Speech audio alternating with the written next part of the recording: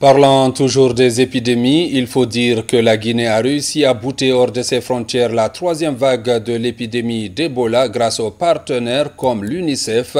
L'ONG s'est illustrée sur plusieurs fronts comme le don d'équipements et le renforcement de capacité des agents sur le terrain. Le reportage de Lancé Kamisuko.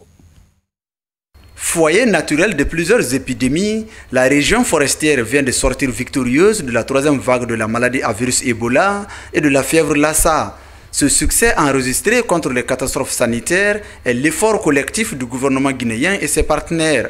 Assurant un meilleur épanouissement des enfants, le Fonds des Nations Unies pour l'enfance est au premier rang de cette lutte.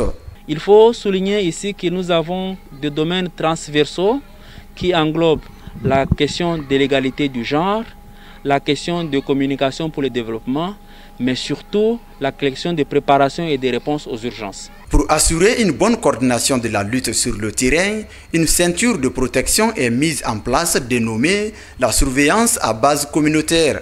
Le district sanitaire de Nzerekore se réjouit des moyens techniques et logistiques mis à sa disposition pour mener à bien cette innovation. Il a assuré la formation de 974 relais communautaires dans le cadre de la surveillance à base communautaire. Et ces relais sont sur le terrain.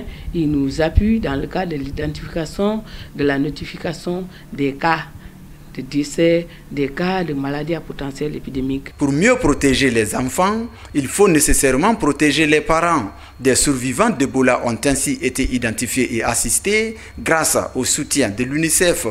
Maman Yeli Yeli et les 4 orphelins de sa famille sont bénéficiaires de l'appui en denrées et suivi médical. Ça nous a fait du bien, parce que quand on était sortis, on était un peu stigmatisés. Quand ils sont venus, vraiment, ça nous a beaucoup soulagés. Ça nous a été utile, parce que quand on était sortis, on n'avait presque rien.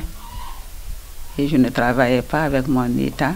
Pour éviter la propagation de la maladie au sein des établissements scolaires, le Fonds des Nations Unies pour l'enfance a installé des kits de lavage des mains et a offert des masques de protection à plusieurs écoles de la région.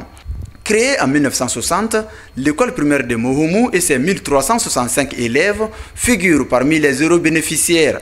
Surtout, l'UNICEF nous a donné un point d'eau, le forage.